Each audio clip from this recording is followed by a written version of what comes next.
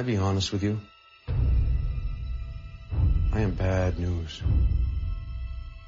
I'm not your friend. I'm not gonna help you.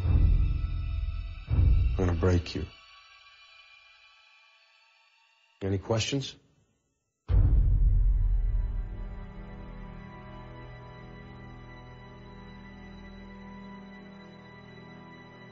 want to make something absolutely clear. If you thought there was some working group coming to the rescue, well, I want you to know that you're wrong. This is it. There's nobody else hidden away on some other floor. There is just us. And we are failing.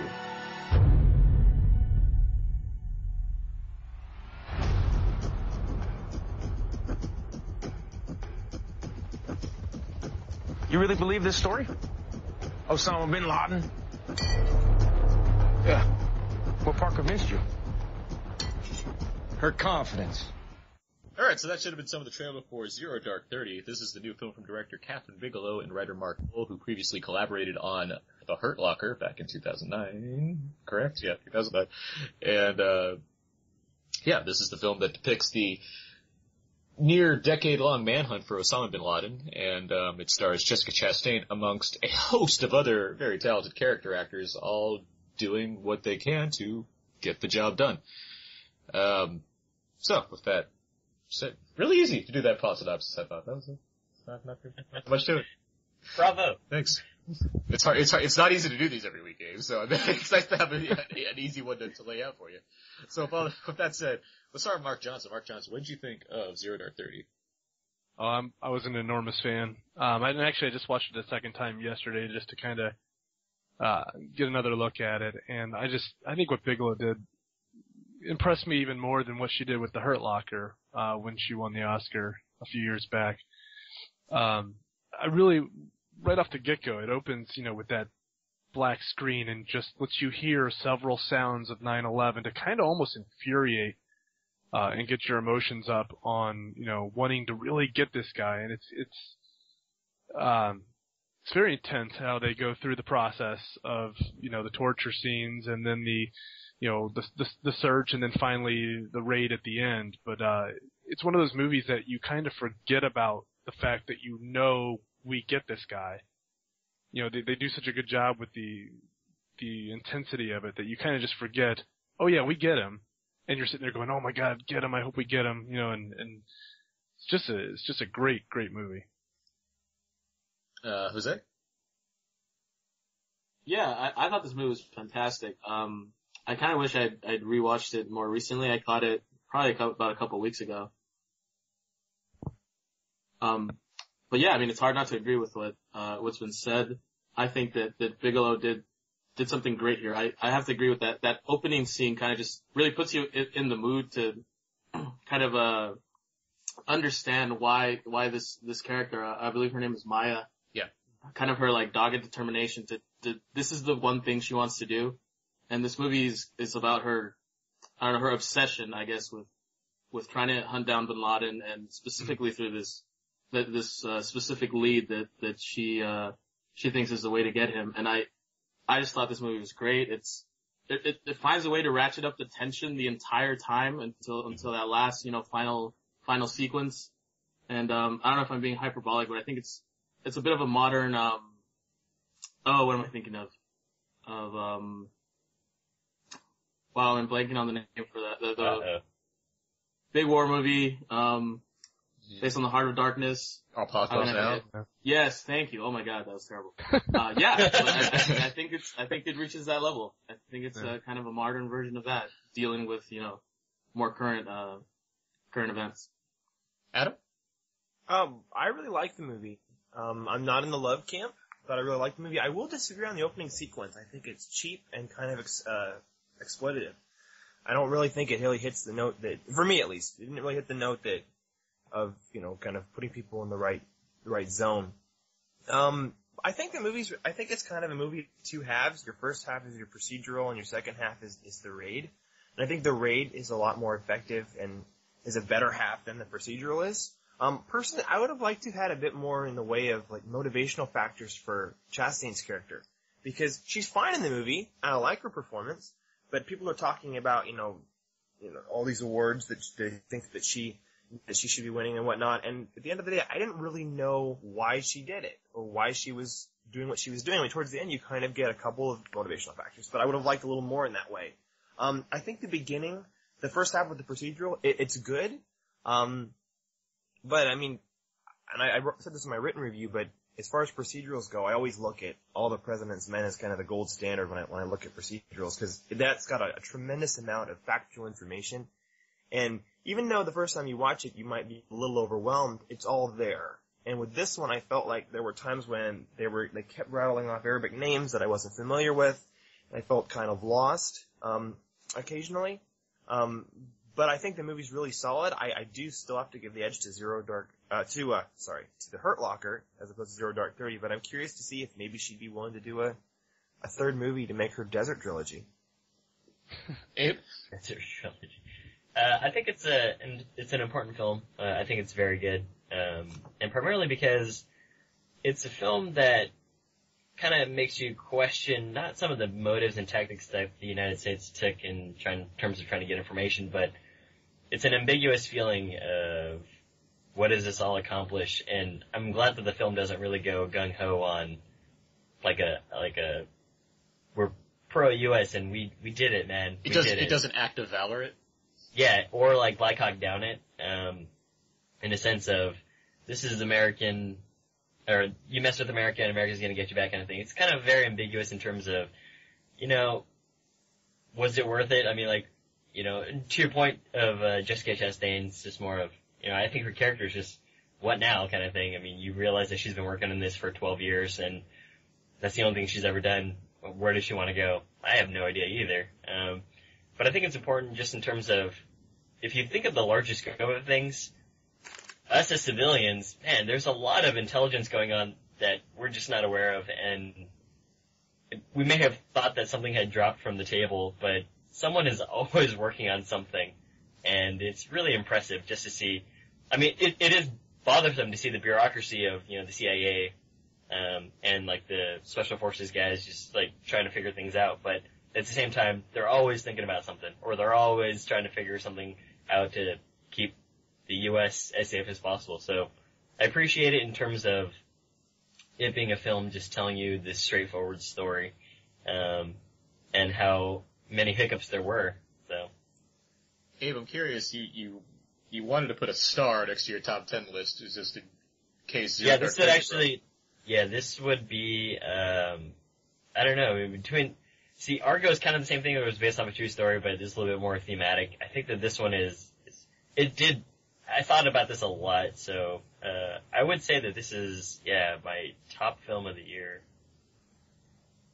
You have to sound so sad about it, be more positive about it. It's because it's such a contemplative film. Look, I liked the movie. I'm Eeyore. Oh yeah, I also love this movie, and people I know already because it's my number 2 of the year. But I really enjoyed Zero Dark 30 quite a bit, and I've seen it twice now as well. And what I love is I'm a real big fan of process in movies, and that's why I like a lot of Soderbergh movies. The way he just tends to show you things and instead of deliberately explaining them. The way this movie kind of handles all these people doing a job and putting that out there, just letting you watch all these different things click together leading up to this, giant raid sequence. I just find that fascinating, and I'll have to disagree with Adam just because I really do like all this information. I feel like it does all come together. I didn't feel like I was confused necessarily at any point or because of various, names being told or where we are or who we're following. I was just really into all the information being presented. I didn't feel like it was throwing me off anyway, even though there's a lot to certainly comprehend, and certainly seeing it a second time, I don't know about clears things up, but makes things, it's more accessible the second time around, just because I was like, hey, this makes slightly more sense than it did the first time, I guess. But regardless, I was just really fascinated by this film, which is, over 2.5 hours long, but never seemed to let up for me. I was constantly engaged in the material that were being presented, and it helps because this has a great cast in this movie. Just all these people that are involved. You have along with Jessica Chastain, you have Mark Strong, Kyle Chandler, Jason Clarke, Harold Perrineau, Jennifer Ehle, who was in Contagion. I think we all liked her in that movie, actually. Oh, absolutely. She was the best part of that movie. And it's just this movie's just chock full of just character actors where like, God, everybody's working, which I've been saying, but like, I really like the presence of all these people, but I do really love Chastain in this role. Like, and we'll talk about the Oscars later in this episode, but I do think she deserves the praise that she's been getting, and what I think it is because and not just talking about like other Oscar nights, but like the performances in general, hers, it's certainly not a showy performance, and it's not a movie designed to let us, be aware of who these characters are, aside from Jason Clarke's character, maybe, just in terms of where he was versus where he goes. Jessica Chastain, I feel like you do see her evolve over the course of this film, and you do learn various bits of information about her that aren't like, they're not made explicit in a lot of cases, but there's little hints of who this person is and why she's doing it, the things that she's doing, and how she's changed from when she first gets to where are they in the beginning? Pakistan? At the beginning of the film, I believe they're in Pakistan. Yeah, I believe it. Can't remember. Yeah, I think they're in Pakistan, and where she is at the end of this film. I really liked her performance in this movie. I really think it's a very strong performance. But overall, I really love this movie. I think it's the fact that Bigelow is not getting recognition for direction in terms of the Oscars, regardless of how much I do or do not care about the Oscars, I think it's important. It's like, I think it's a significant snub for her. Like, I do think she does a fantastic job with putting this whole thing together, which is quite the film to put together in terms of what it's doing and how it's presenting information and not having a direct, like, hey, you should think of it this way or that way. It does a great job of having that kind of ambiguous feel to it all. Mm-hmm. Yeah, I was kind of surprised yesterday. I'd mentioned on Facebook, kind of thinking that I was going to be alone in this thought. I'd mentioned that I thought it was better than The Hurt Locker, because I for some reason, and I guess we all have that film, but I don't know. I probably never will feel the same way about The Hurt Locker that most people seem to. I like it. I think it's a great movie, but I don't think it's, phenomenal or whatnot. Like an all-time great, like a lot of people think. So I kind of just threw that idea out there, kind of expecting some,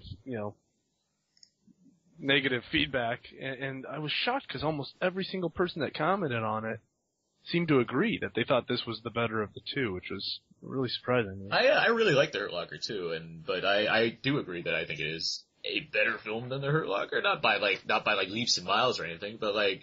No, I don't think I just did revisit The Hurt Locker too. I just watched it again just because I was curious, because I was like, I haven't watched it in a while, and I really do like that film. I like those performances, but I think it's a different film.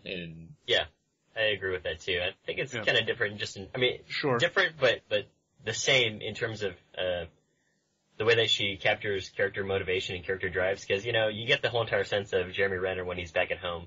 He doesn't want to be there, and same thing with Maya, which is she's just really focused on this one task and. What does she do? What does she do afterward? Right. I don't know.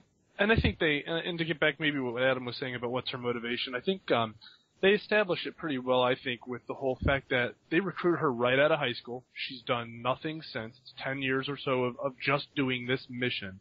Yep. So her motivation is, this is my life. There's even a scene when they're in the hotel before it gets bombed, where Jennifer Ehle or Jessica Ehle? Jennifer. Yes. Jennifer. Yeah, where her character's Jessica. Her, when she asks her, if she even has any friends, and she doesn't have any friends and anything else, this is her life. So her motivation, I think you can kind of feel it in that, Graduate-esque ending where she just looks around like, what now? And. Well, I mean, I gotta kind of disagree with you a little bit there, just because I feel like in the film, she's talking, there's that bit where she speaks with, I believe it's supposed to be Leon Panetta. Yeah, Gandolfini's character.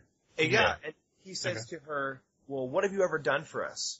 And she's like, nothing else. And here's she kind of says, well, I haven't really done anything. And yet, in the beginning of the film, when she arrives, to join the unit, the idea is, oh, this woman's great, she's a killer. And then later on you find out at the end she hasn't really done anything to deserve that title. So I mean, you're taking that different. I think she's got two packs. She got to go to Pakistan because of her work on this case.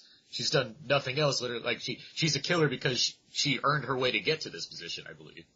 But it seemed like it seemed as though we were dealing with somebody who was really just a very raw recruit and hadn't really done anything to deserve the label I thought she was given. And that was just, of course, my opinion. And I gotta go with Hurt Locker, personally, between the two. And ironically enough, I'm kind of with Mark, though, as far as appreciation for the film. It's not an all-time favorite. I think it's kind of a very quiet, under-the-radar kind of war movie as far as war movies go. Oh, yeah, for sure. And I like one, Hurt Locker? Yeah. Yeah, and I'm that's how I want to keep it. Like, I don't, it's kind of one of those movies where it's better, like it was, and I don't know how to explain it. Maybe it was better before it was successful. It beat Avatar, personally. I mean, honestly. I was upset. I was a Bastards fan that year. I was rooting for Bastards to win, which I knew. I mean, it wasn't going to win. Yeah, I agree. And Adam, I think, or Mark, I think in terms of, because Hurt Locker, it feels, and I don't want to be too dismissive on the film, but I feel like Hurt Locker got more acclaim basically because it was Catherine Bigelow directing it, not just because of how great that movie was. I'm not trying to take away from the quality of Hurt Locker, because I do think it's a good film, regardless of who directed it, regardless of the damn gender. I think it's just, there's a political aspect at play that comes with Oscar, and I feel like because the woman directed this war movie about a war that's currently going on, it got more recognition overall than it might have gotten otherwise. I'll say ironically enough, though, I think the direction's fantastic. Oh yeah, for sure. Even though I would have much preferred them giving it to James Cameron that year, who invented technology to make his movie. I would not argue with the Bigelow nod. For me, were you going to say Mark Johnson? Yeah, for me, I'm the opposite way, I guess, maybe with her than I am the movie itself. I think, for me, I was rooting for Bastards to win picture, but for me, she deserved that Oscar hands down, male, female, whatever. I think she was the best part of the Hurt Locker. You know, the way she captured the editing. Yeah. And the cinematography, like the way that she captured with the way the explosions would go off. Yeah, from a technical standpoint, the movie's fantastic. Oh, for sure. Exactly. Oh, the only thing that bothered me mostly was Mark Bowl getting Best Screenplay nomination. It wasn't Mark Bowl's year. It was Catherine Bigelow's year. Tarantino's screenplay for Inglourious Basterds is amazing, and so that's what threw me off the most. Is like, why you don't see the Hurt Locker because of the script. You see it because of how great the editing is. At least before I seen so. That was Tarantino's year for sure. Yeah. Getting back to Zero Dark Thirty. Right. One thing, here's a question I have, because I'm not sure how many people notice this. Did anyone else realize that Maya has a daughter in this film? What? Wait, what? I saw it the second time. She has a daughter. When? No. No, I'm not saying she gives birth to a daughter over the course of the film, but she has a. Oh yeah. Well, how is that revealed to you? Throughout the film, you see little things in her office and her home where you see little letters in the background that say "Miss you, mommy" and things like that. And then there's even a shot on her desktop that has a wallpaper, her and her daughter sitting there. And it's just things like that where I'm like, there's little seeds of this character all over this film that I really appreciate about her. Are you sure you didn't misread it and it said "Miss you, Maya"? No, it said "I miss you, mommy." And then I see more. You see more than one of those letters hanging up in her cubicle and in her her home or apartment or whatever in Pike. I did not notice those. And then the giant picture that's on her computer desktop at one point of her and this little girl who has red hair. I'm like, oh my god, she has a daughter. This is something I noticed the second time around. I'm like, that's a wonderful little detail that I just would never. CIA is on to you now, Aaron. But it's just like things like that, things like her saying, I believe that I was spared so I can finish this case. It's just these little details. Those are what catch me about Chastain's performance of how the film's not explicitly laying out who this character is, but you're still learning about her, and it all contributes to why I really love Chastain's performance in this film. And that kind of goes back to Jose's point about, the stakes being raised, and I felt that way too, which is like, she gets there, she feels kind of green when they're doing that first interrogation scene, and then, later she just becomes so involved with this that, her buddies are dying left and right, and then, you do feel that sense of, she really wants to get this guy. There has to be no foreseeable other way other than, Osama bin Laden being captured or killed, and it's really well done. And the tension in the last 30 minutes is really well done. With third bill Joel Edgerton, who's in the movie for 5 minutes. Yeah, exactly, and has one line. Her confidence. Hey man, he delivered that so well. That's why they get paid. It's because he put up both hands when he said it. Her confidence. Yeah, her confidence. Not just one hand, not just a glance over at Chastain. And he might have said go, go, go at another point too. Oh yeah, good call. And even Chris Pratt, who, we know him as lovable goofball Andy Dwyer on, Parks and Recreation. Like, what I like about, having him and Joel Edgerton in that movie is that you're giving basically familiar faces, because if you're not given those two characters, you basically have this blind team that you've never seen before, that you never hear from, because Maya's not involved in that raid, which is an interesting way for that movie to, climax by having your main character not be involved in it at all. So you're watching. She was at the command. Oh yeah, she's there, but I mean, it's not like she, packed up 2 guns and jumped in the helicopter with everybody. Yeah. It's not that movie. Or did she? But, she was secretly disguised as the dog? The John Woo version. But you're given these 2 familiar faces to watch, and it doesn't play as like, hey, look at the stunt casting. It just plays as more, alright, so I can put a face on this mission now, so I can feel the tension a little bit more, right. Have a relatable person to deal with, and not just like, people in masks with night vision goggles on. So I think it does a really good job of kind of laying, overall too, I mean, it does a good job of kind of laying the film out in pieces, where you have that opening, the opening third of the movie deals mostly with the torture aspect and finding the information that you need, and then the second third is dealing with, the putting things together, finding these leads and leading up to, hey, there's a compound here, and then you get that last third that's all about how do we get into this compound. It's just, I really love the way this film is divided up and how it managed to maintain my attention throughout. Right. What did you guys think about, like, the whole entire torture stuff? I mean, not the torture in the movie, but, like, the controversy of, oh, well, she did it, and that's not accurate at all, or, she shouldn't have done that, because that's not what America's about. That's it. Definitely, I mean, but it's based on first-hand accounts, as she says in the first, line, but you can imagine the detainee program, they had some situations like that which led to answers. I mean, I think the whole controversy of her, like, advocating it, at least me personally, is a little bit ridiculous, because if you watch Maya in those scenes, she's reacting how a normal person would react to watching that, which is almost disgust. She has to look away. She has to put her head down. She's not, at least in that first torture scene. In that first one, for sure. I mean, it's down with it pretty quick, though, Mark. Yeah. I would say, I agree. I mean, throughout the film, that's part of her arc. I mean, later on, it's not like, I mean, she's not exactly punching people in the face, but she's given the signal to the other guys to do it, and she's not flinching at that point. And she helps the other guy get, waterboard the prisoner in the first sequence, too. Well, I mean, she was asked to do something. But, Aaron, let's be frank though, I mean, that's a little bit different between, I was asked to hand you a piece of paper. I know, I'm sorry, torture. I'm sorry I'm not trying to be too jovial about the idea of torture, but from the way the film presents things to me, I agree with Mark in terms of, I feel like, the controversy surrounding the torture feels more like people just trying to stir up trouble because they want to, and not because the film is trying to advocate anything in a dark light or in a positive light of this is the way we need to do things or anything like that. Yeah, I don't think that Bigelow is trying to endorse torture. I think even the actions of the characters are morally reprehensible. I don't think she is personally advocating it so much as she's just reporting on what actually happened. Yes. But anytime you work with the government, I think it's tricky in that, we got first-hand accounts, but then there's another branch that might say, well, no, this is totally inaccurate. So, I mean, we'll never totally know exactly what's true or what's not true, per se. Yeah. I will say, and I think I'll give it to Aaron for the show notes, but there's a really fascinating piece by Matt Taibbi from Rolling Stone that I read right after watching the movie and kind of solidifying my feelings that it wasn't pro-torture, per se. And then I read his piece, and I thought that was really fascinating, and I won't try to encapsulate his argument, but I'll make sure I give that to Aaron. Yeah, find that link and I'll put it in the show notes for sure. That's kind of my stance too, which is like, it's known that we're holding these kinds of, or advanced tactics to try and get information out, but it's just, the movie's not saying we should keep doing it or we shouldn't keep doing it. It kind of makes it ambiguous, and right. It asks was it all worth it? That's the... Yeah, exactly. It asks...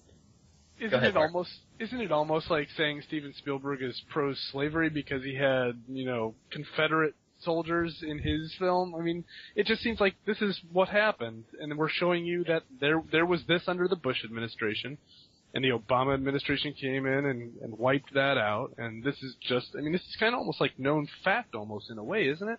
we had those pictures of, what was it, Gitmo or someplace? where- Abu Ghraib. yeah, I mean, it's kind of just showing what happened. I never, after seeing it twice, I never in any moment of the film feel that she's saying, this is what we need to do to get answers, this is what's right. Right. I just don't feel that from the movie. I think there's I don't one get it. occasion I think where the team leader is asked by I can't remember, some White House higher up, I don't remember his exact name, and he said, well, can we verify this information? And the guy said, well, who are we going to ask? The Right. program shut down. I think that's the only time where the movie kind of leans that way a little bit.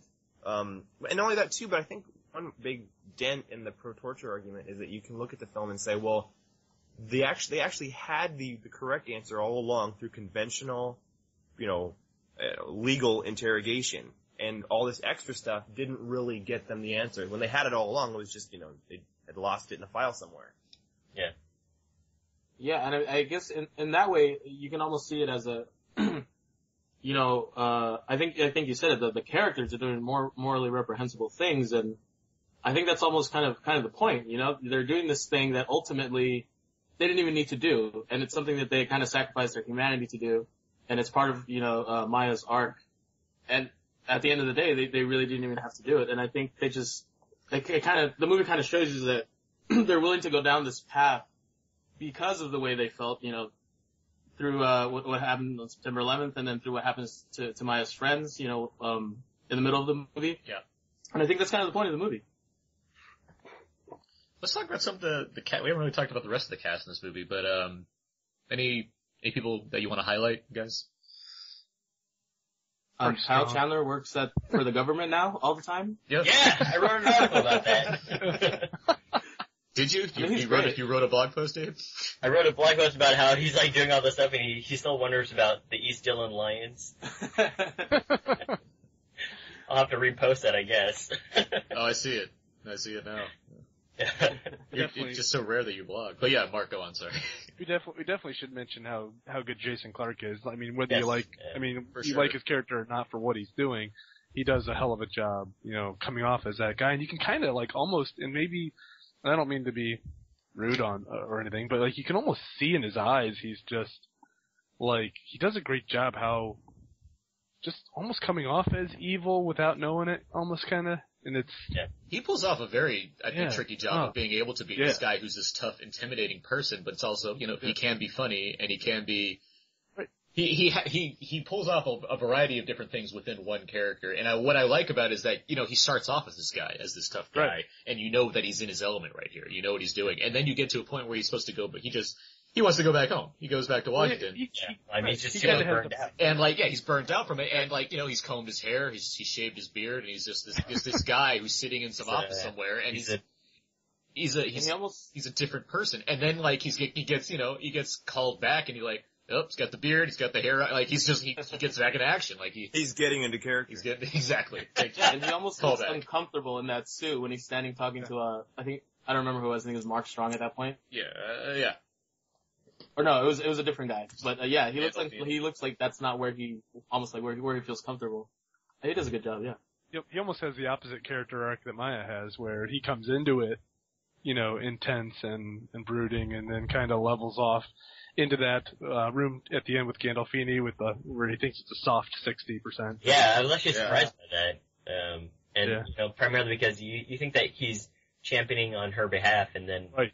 he's the weakest one. He says the soft 60, and it's kind of like a blow to Maya, but at the same time, at that particular time, I'm not really sure what their motivations are. I don't know. It could have been just that he was just trying to increase her active speaking role. I don't know.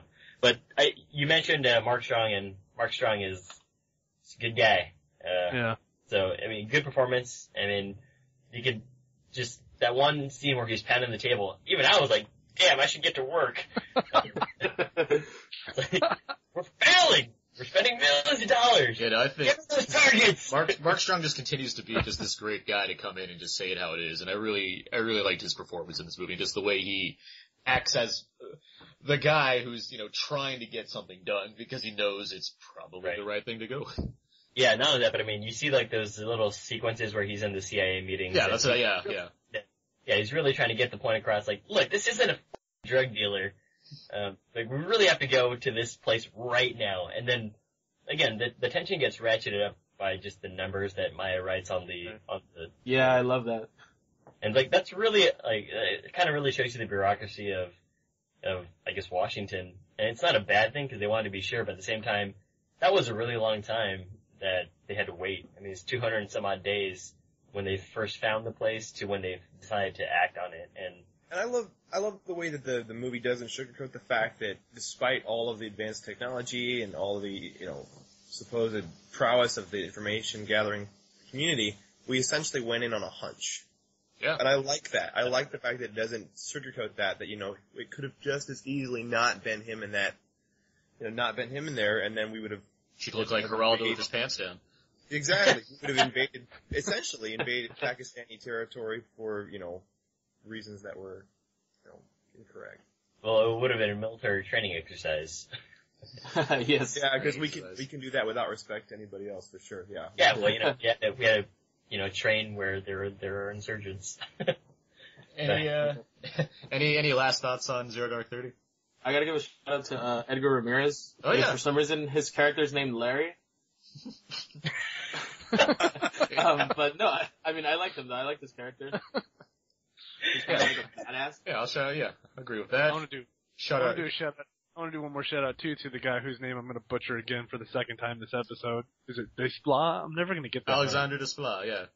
I liked his score in this film for sure. Oh my god, it's so awesome, especially the raid scene where they're getting in the helicopter and I think actually the track from the score I like is called The Raid, I think, so. But yeah, it's just awesome. Yeah. Last shout out for me was I won't say which bit, but there's a moment where something super unexpected happens with a boom, and it was one of the biggest surprises from any film that I've seen in a long time, and it's great to see a movie that actually doesn't telegraph exactly what's about to happen. Yeah. I can agree with that, and I do think I was caught off guard a couple times in this film. It's beside there is a raid sequence at the end, but the movie doesn't, doesn't pull any punches, and it works into, what things that actually did happen within the last 10 years, so it's effective in that manner. Last shout out to Frank Grillo. Frank Grillo. Who was there for like a scene and said, "You have 4 mics." And shout out to Mark Duplass, who's just all over this year. He's all over the place. Yeah. He was like the face that I was least expecting to see, and that was totally out of nowhere. Yeah. Alright, so let's get to our rating for the film. Each week on Out Now, Aaron and Abe, we try to rate films based on when you should go and see them, and we have a scale that goes from IMAX to theater to dollar theater, HBO, Netflix, TV, or just kind of forget about it. Mark Johnson, where would you put Zero Dark 30 on that scale? Yeah, I'd probably say just forget about it. Totally threw me off there. No, IMAX, it might be my number 1 of the year, so IMAX is whatever the highest ranking, that's where I'd put it. Cool. Jose? All of them. Watch it in the theater, then catch the matinee, then catch it on HBO, and then get the DVD, and and then forget about it. Oh yeah, that film? Theater. Cool. Abe? I'd say IMAX as well. I think it's an important piece of filmmaking. Yeah, I'd give it that high praise as well. I'd agree.